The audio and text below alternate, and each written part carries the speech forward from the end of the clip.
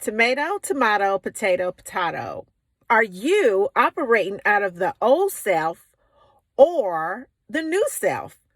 Good morning, guys. I'm Shonda, and I inspire nations to grow. So for those of you who always turn it on, I got so much love for you.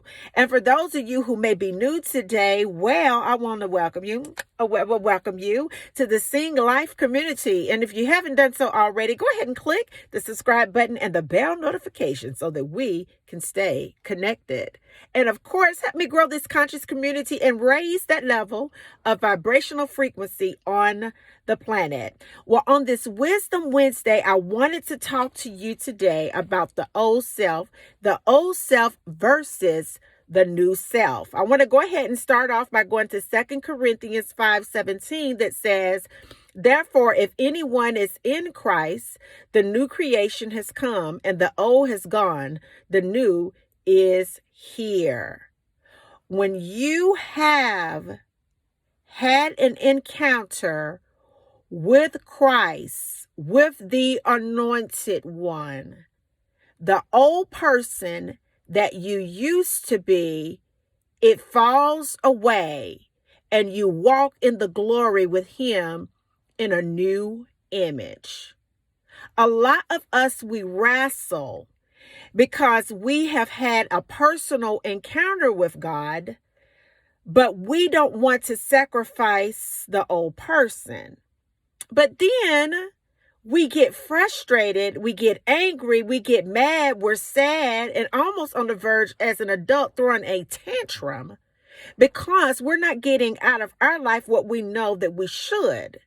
But it's going to be almost impossible for you to get out of your life what you should when you are carrying around an old image when it comes to the way that you think about yourself, an old image when it comes to the way that you think about your body, an old image when it comes to the way that you think about your finances, an old image when it comes to the way that you think about your future, an old image when it comes to the way that you think about what you deserve, an old image when it comes to the way that you reflect upon your future, an old image when it comes to the way that you look back over the years, and instead of thanking God where he's brought you from, you get stuck in an old storyline, an old way of doing things when Christ represents a new way of doing things.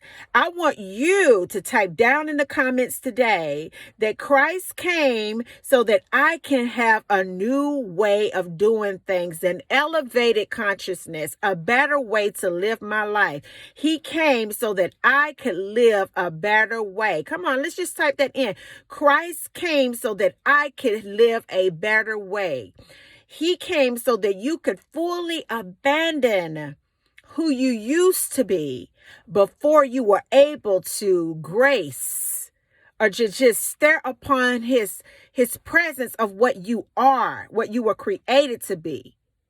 The old man has to drop completely off in order for you to experience an elevated state of consciousness, in order for you to experience an abundant life, in order for you to get a breakthrough, you have to totally abandon the sinful way of doing things. And for whatever reason, we get tripped up there. We look at our sin like it's significant. Your sin is not significant. Your sin is low vibrational. It's linked to depression and stress and anxiety and diseases and heartbreak and being used and being abandoned and being thrown away. It opens up a territory for demonic activity or low vibrational energies to come into your experience and torture you. Christ came so that you could totally abandon the old you and meet the new you. It is time for you to stand in front of that mirror and tell yourself that you love yourself.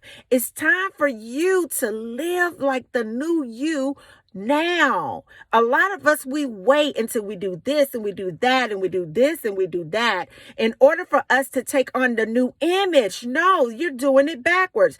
In order for you to fully benefit from the new image, you have to walk in the new image now.